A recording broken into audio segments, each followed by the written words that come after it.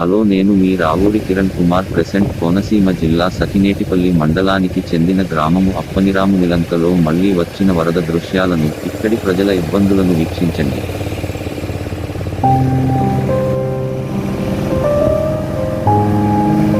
గోదావరికి వరుస వరదలు పోటెత్తడంతో లంక గ్రామాలు విలవిలలాడుతున్నాయి. నెలన్నర వ్యవధిలో 2 సార్లు ఊళ్లకు ఊళ్లు గోదావరి ముంపుకు గురయ్యాయి. రోజుల తరబడి వరద ప్రవాహం కొనసాగుతుండటంతో ప్రజలు వరద నీటిలోనే నానుతూ బతుకు సాగిస్తున్నారు.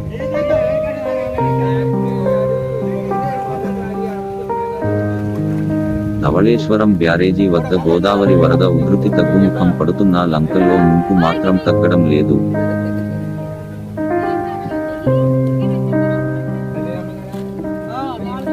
ధవళేశ్వరం బ్యారేజీ వద్ద రెండో ప్రమాద హెచ్చరిక కొనసాగుతుండటంతో 40 రోజులుగా లంక గ్రామాలు, లోతట్టు ప్రాంతాలు జలదిగ్బంధంలోనే కొనసాగుతున్నాయి. వరద తగ్గుతున్నా గోదావరి నది పరివాహక ప్రాంతాల్లో లంకవాసుల వరద కష్టాలు మాత్రం తగ్గడం లేదు.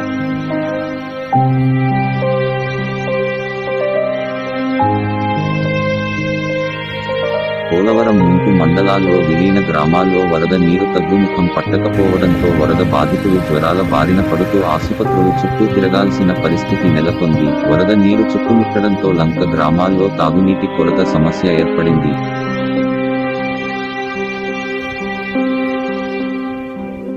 బిఆర్ అంబేద్కర్ కోనసీమ తూర్పుగోదావరి జిల్లాలోని 35 లంక గ్రామాలు ఇంకా ముంపులోనే ఉండగా, నదీ తీరానికి దగ్గరగా ఉన్న లంక గ్రామాలలో 8 నుంచి 10 అడుగుల ఎత్తులో నీరు ప్రవహిస్తుంది.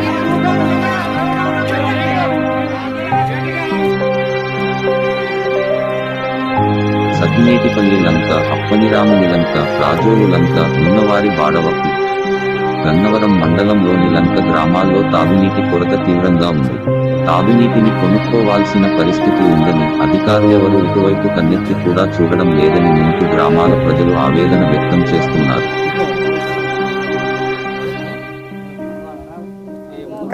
అయినవెల్లి, పి గన్నవరం, మామిడికుదురు మండలాల్లోని లంక గ్రామాల ప్రజలు పడవలపైనే ప్రయాణాలు సాగిస్తున్నారు.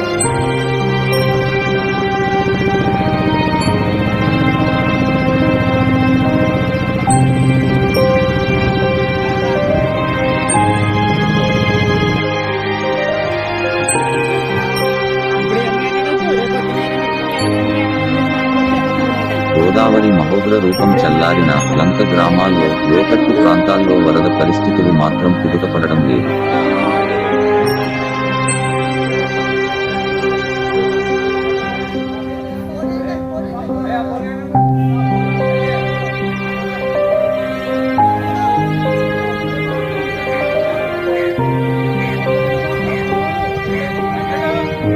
కోనసీమ, తూర్పుగోదావరి జిల్లాల్లో లంక గ్రామాలతో పాటు లంకల్లోని వ్యవసాయ, ఉద్యాన పంటలన్నీ జలదిగ్బంధంలో ఉన్నాయి.